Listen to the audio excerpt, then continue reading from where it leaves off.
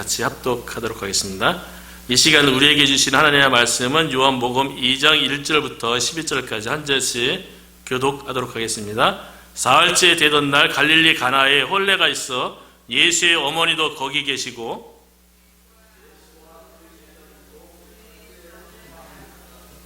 포도주가 떨어진지라 예수의 어머니가 예수에게 이르되 저들에게 포도주가 없다 하니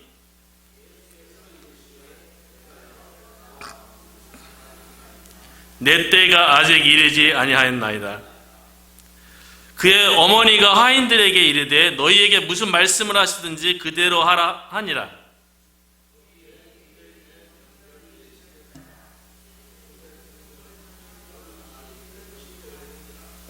예수께서 그들에게 이르시되 돌 항아리에 물을 채우라 하신즉 아기까지 채우니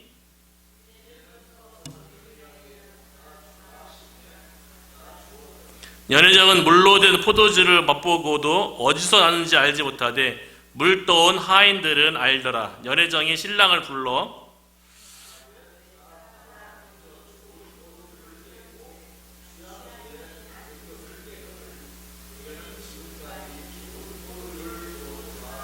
함께 읽겠습니다. 예수께서 이 첫 표적을 갈릴리 가나에서 행하여 그의 영광을 나타내심에 제자들이 그를 믿으니라. 아멘. 우리가 함께 읽은 본문에서 물을 포도주로 만드심이라는 제목으로 하나님의 말씀을 전하도록 하겠습니다. 오늘 본문에 대해서 이전에 말씀을 나눈 적이 있는데요. 오늘은 다른 관점에서 오늘 본문의 말씀을 나누려고 하는데요.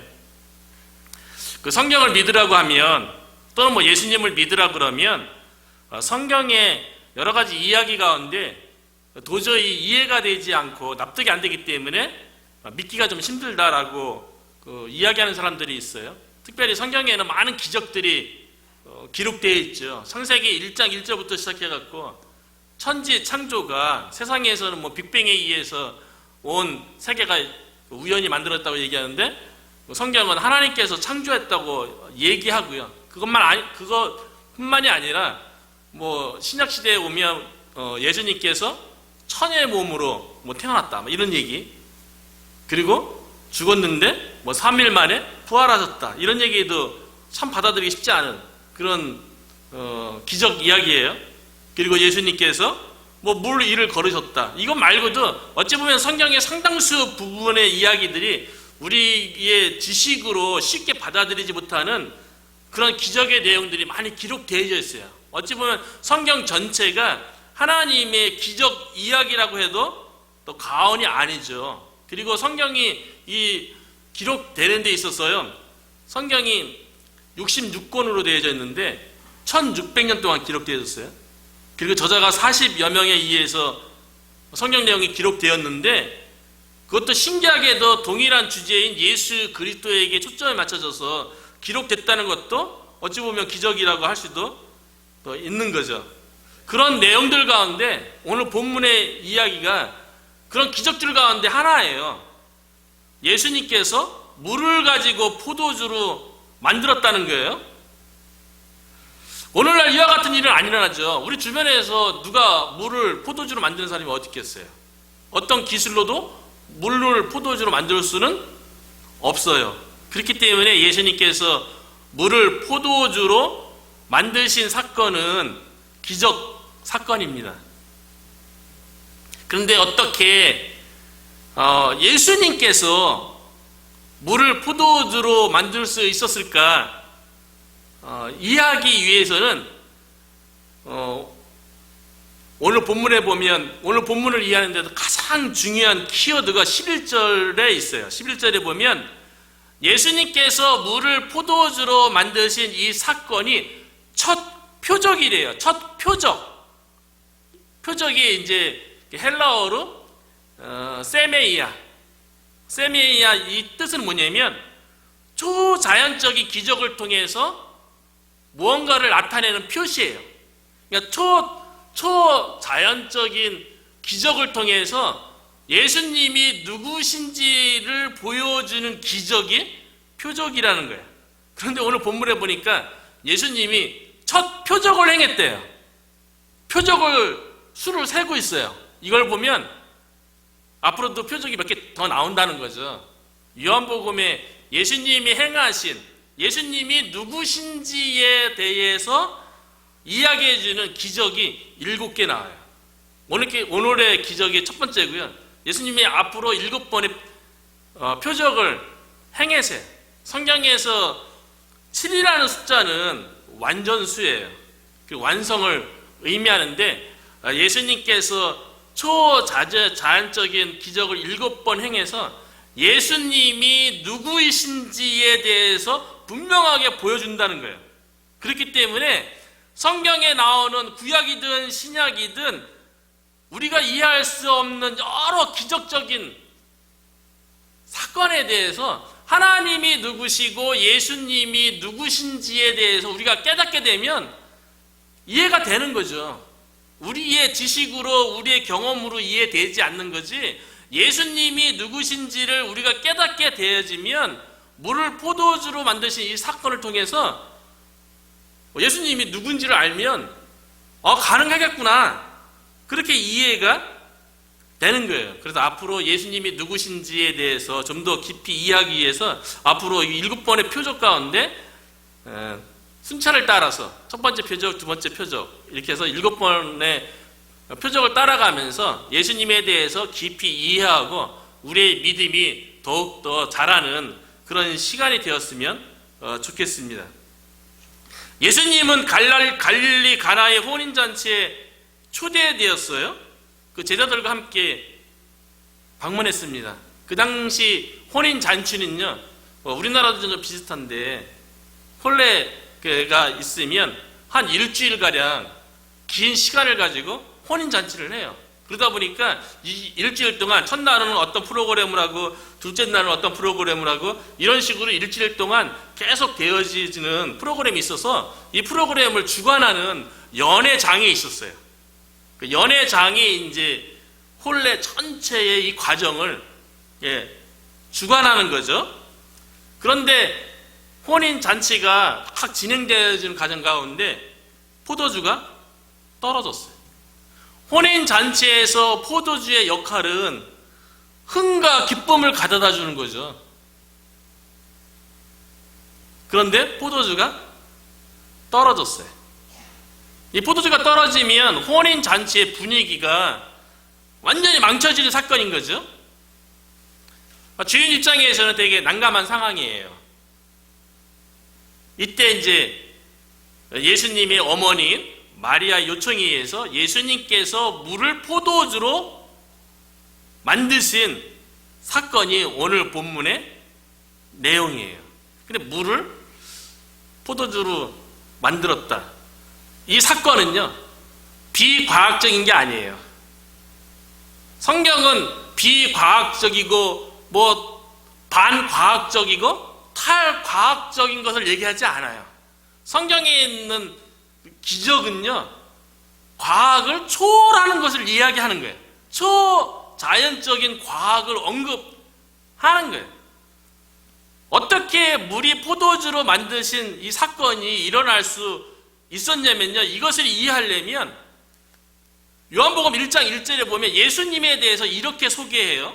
요한복음 1장 1절부터 3절에 보면 태초에 말씀이 계시니라, 이 말씀이 하나님과 함께 계셨으니 이 말씀은 곧 하나님이시라. 예수님이 말씀이고요, 말씀이 곧 하나님이래요. 예수님이 하나님이래요. 그리고 2절과 3절에 보면 그가 태초에 하나님과 함께 계셨고 만물이 그로 말미암아 지은 바 되었으니 지은 것이 하나도 그가 없이는 된 것이 없느니라. 온 만물이 예수님을 통해서 다 지어졌대요. 예수님 없이 지어진 것이 이 세상에는 아무것도 없대요. 예수님이 누구라고요? 하나님이래요. 온 만물을 지으신 하나님이 예수님이라고 소개하는 거예요. 하나님이 하시는 일이 무엇입니까? 생명을 창조하는 일을 하세요. 오늘날 온 하나님께서 천지만물을 창조하시고 이 천지만물을 보호하시고 주관하시고 이끄시는 분이 여전히 하나님께서 이 일을 지금도 하고 계신 거예요. 그러니까 오늘날 자연계의 자연 법칙이 이렇게 이루어지는 것도요, 우연히 되는 것이 아니라 하나님께서 붙잡고 계시기 때문에 자연계의 자연 법칙이 유지되는 거죠. 자연계에서 물이 포도주가 되는 거예요. 원래 물이 포도주 되는 거가 맞습니다. 어떻게 물이 포도주가 됩니까? 우리가 생각해 보면 포도나무가 있으면, 우리가 상상을 해보면요, 포도나무가 있으면 포도나무 뿌리에서 흙 속에 있는 물을 빨아들이죠. 그 물이 이제 뿌리와 줄기 타고 잎까지 가서 태양과 광합성을 해서 포도 열매를 맺어요. 포도 열매가 익으면 그 포도를 따서 발효시키면 그것이 포도주가 되는 거죠.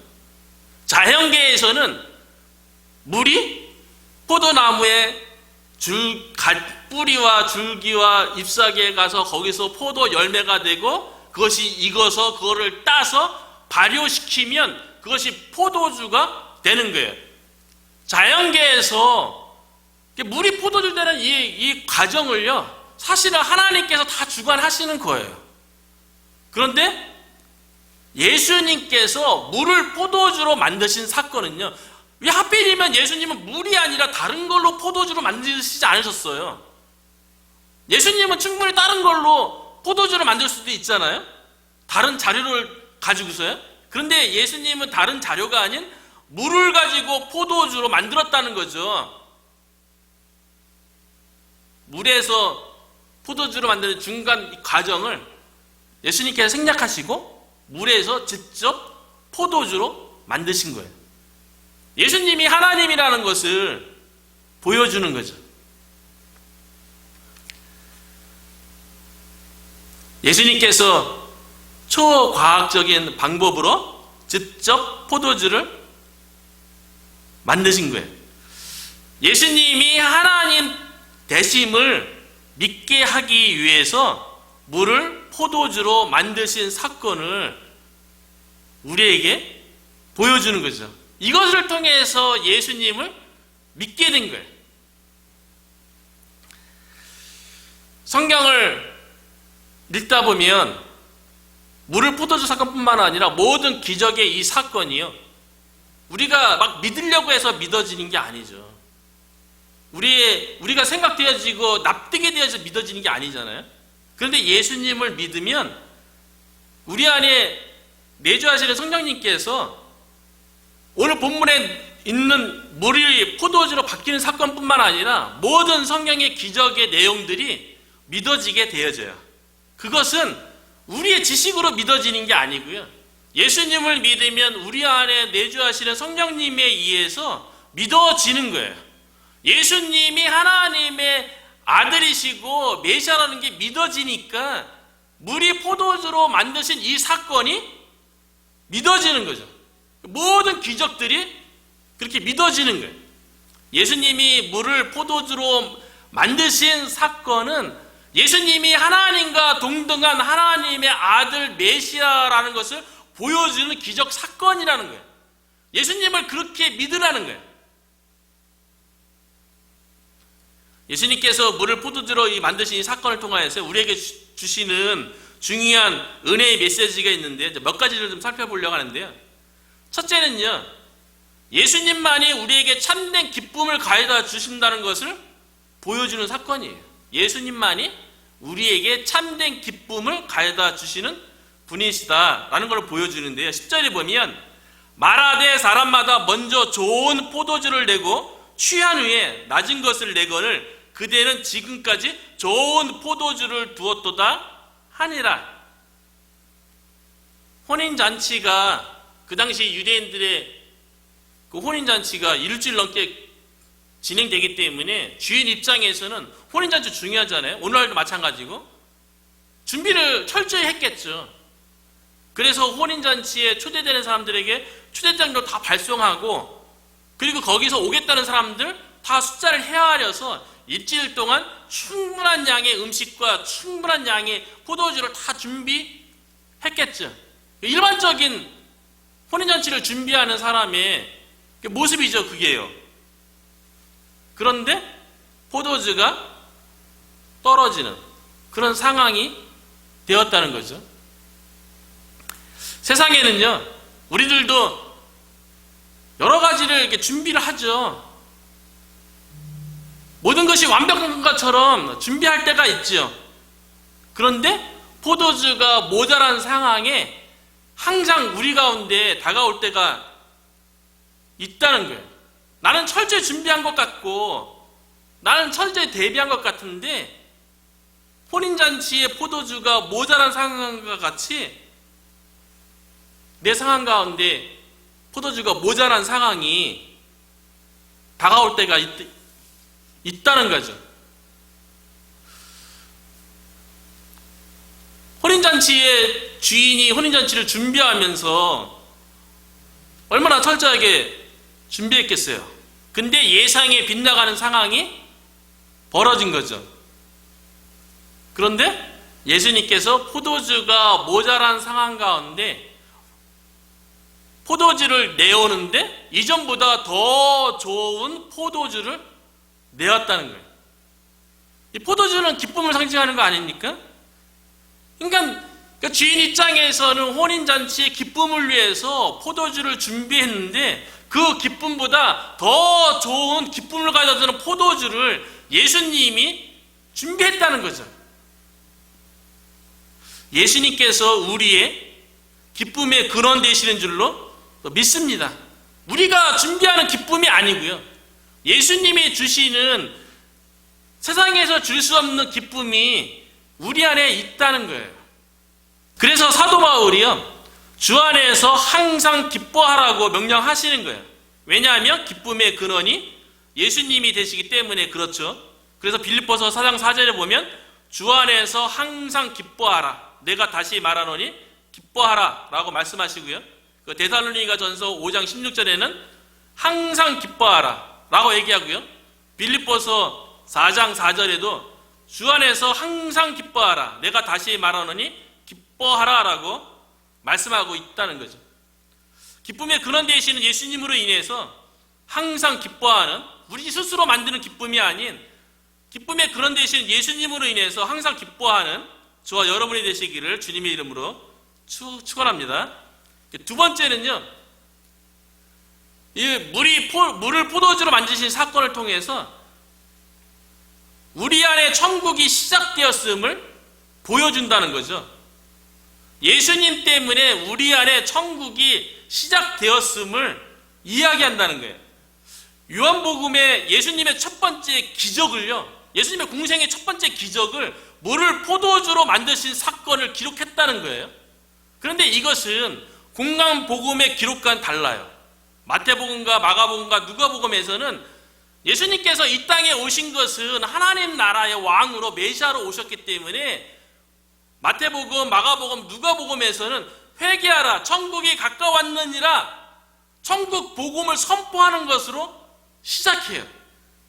예수님이 더 이상 요셉의 아들, 목수의 아들이 아니라 온 인류를 위한, 공생애를 위한 하나님의 아들 메시아의 사역이 시작되었음을 천국 복음을 선포하는 것으로 시작하거든요. 그런데 요한복음은 예수님의 첫 사역이 물을 포도주로 혼인잔치에서 시작했다는 거예요. 예수님이 혼인잔치를 통하여서 천국이 시작되었음을 우리에게 보여주는 거죠. 예수님은 천국을 혼인잔치에 비유하셨어요. 그래서 마태복음 22장 2절에도 보면 천국은 마치 자기 아들을 위하여 혼인잔치를 베푼 어떤 임금과 같으니 라고 예수님께서 말씀하셨어요. 천국은 혼인잔치와 같다는 거예요.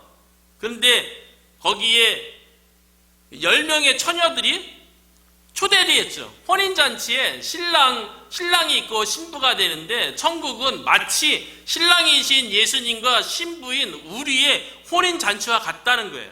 그런데 10명의 처녀가 혼인잔치에 초대되었는데 슬기로운 5 처녀는 기름을 준비해서 혼인잔치에 그 즐거움에 참여하게 되고요.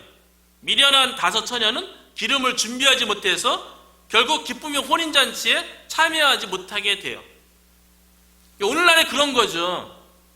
천국에 초대되었는데, 교회에 나오게 되었는데, 실제적으로 그 천국의 기쁨 가운데 참여하고 누리는 사람은 기름을 준비한 슬기로운 다섯 처녀와 같은 사람이라는 거예요. 그 미련한 다섯 처녀는 기름을 준비하지 못하는데, 여기서 이야기하는 기름은 무엇을 상징하냐면 성령의 인치심을 얘기하는 거거든요. 성령 받은 것을 얘기하는 거예요. 성령 받은 사람은 천국 잔치의 기쁨과 즐거움에 참여하게 되는데요, 미련한 다섯 처녀는 기름을 준비하지 못했어요. 교회에 나오고 신앙생활을 한다고 하는데 성령의 인치심이 없으니까 천국 기쁨에 참여하는 것이 아니라 오히려 마태복음 22장 13절에 보니까요, 그 손발을 묶고 바깥 어두운 데서 내던지라. 거기서 슬피 울며 이를 갈게 되리라. 슬피 울며 이를 가는 그런 상황 가운데 있게 된다는 거죠. 그러면서 예수님께서 뭐라고 얘기하시냐면, 청함을 받은 자는 많되 택함을 입은 자는 적으니라. 천국은요, 예수님께서 혼인잔치에서 물을 포도주로 만드신 이 사건을 통하여서 우리 안에 이미 천국이 시작되었다는 것을 보여주는 거예요. 그런데 많은 신학자들이 얘기하듯이 예수님이 이 땅에 오심으로 천국은 시작되었는데 아직 완성된 것은 아니에요. 우리는 천국 백성으로 부름받은 줄로 믿어요. 왜냐하면 예수님을 믿고 우리가 하나님의 백성이 되어서 천국 백성 가운데 있거든요. 그런데 이 천국은 예수님으로 인해 시작되었지만 아직 완성되지는 않았어요. 그래서 많은 신학자들이 이 천국에 대해서 뭐라고 얘기하냐면 already, 영어로 already not yet, already not yet. 천국은 이미 시작되었지만 not yet, 아직 완성되지 않았다. 예수님의 공생의 시작으로부터 천국이 시작되었고요, 우리가 천국 백성으로서 우리가 살아가는 거예요. 그건 좀 불안하죠.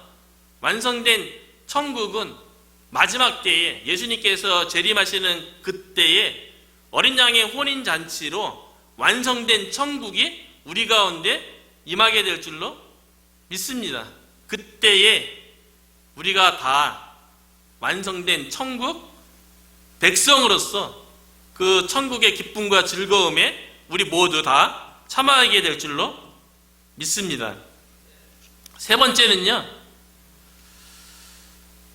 우리가 종교 의식이 아니라 오직 예수님의 피로 변화되어 우리가 새 사람이 된다는 거예요. 예수님께서 포도주를 만드신 물이 어떤 물인지 아십니까? 더러운 물이에요. 6절에 보니까 거기에 유대인의 정결 예식을 따라 두세 통 주는 돌 항아리 6이 놓였는지라. 유대인의 정결 예식을 따라, 손 씻는 의식은요, 유대인들의 율법 규례예요. 유대인들은요, 율법을 잘 지키면, 종교 의식을 잘 지키면 구원을 얻는다고 생각을 했어요.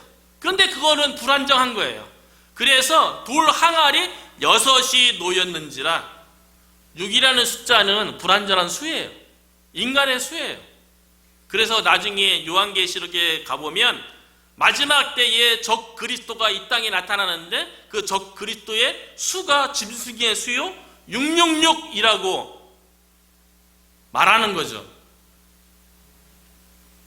정결 의례는 불완전한 거예요. 예수님이 오시기 전에 율법을 통해서 구원을 받는다고 생각했지만 이제는 그거는 장차 오실 예수님을 바라보게 하는 몽학 선생과 같은 역할을 하는 거죠. 정결 의례 율법은 예수님을 지향하는 거예요. 그렇기 때문에 물 항아리 6개의 물은 유대인들이 생각하는 종교 의식을 통해서 이제는 구원을 받는 것이 아니라 예수님께서 그 물을 포도주로 바꾸신 사건을 통해서 예수님께서 십자가에 피를 흘리신 그 피를 믿음으로 우리 가운데 온전한 구원이 주어진다는 것을 우리에게 보여주고 있다는 거죠. 우리가 종교 의식을 통하여서 종교 행위를 통해서 구원받는 것이 아니라 예수님께서 십자가에 흘리신 보혈, 그 피를 상징하는 포도주, 이 포도주를 통해서 우리가 하나님의 구원을 경험하게 되는 줄로 믿습니다.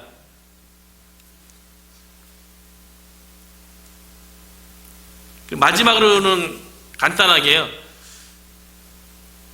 예수님께서 물을 포도주로 만드신 기적을 행했는데요. 놀라운 기적의 현장이죠. 놀라운 은혜의 현장이죠. 누가 그것도 손 씻는 더러운 물이 포도주로 바뀌는 이 사건을 누가 그거를 목격한다면 그거보다 얼마나 더한 은혜가 있겠어요. 그런데 그 은혜의 현장에 있었던 사람은 누구냐면 그 혼인잔치를 주관했던 연회장도 아니고요. 그 혼인잔치의 주인도 아니고요. 그 혼인잔치의 신랑이나 신부도 더더욱도 아니고요. 예수님의 제자들이나 마리아도 아니라는 거예요. 물이 포도주로 바뀌는 그 현장, 직접 목격한 사람들은요, 9절에 보면 연회장은 물로 된 포도주를 맛보고도 어디서 났는지 알지 못하되 물 떠온 하인들은 알더라. 기적의 현장, 하나님의 은혜의 현장에 직접 보고 하나님의 영광을 직접 눈으로 목격한 사람은요, 그 혼인잔치의 주인으로 참여하고 손님으로 참여하고 즐기며 그랬던 사람이 아니고요. 그 혼인잔치를 위해서 누구도 알아주지 않는 뒤편에서 허드렛 일을 감당하던 하인들이 놀라운 하나님의 영광을 봤다는 거예요.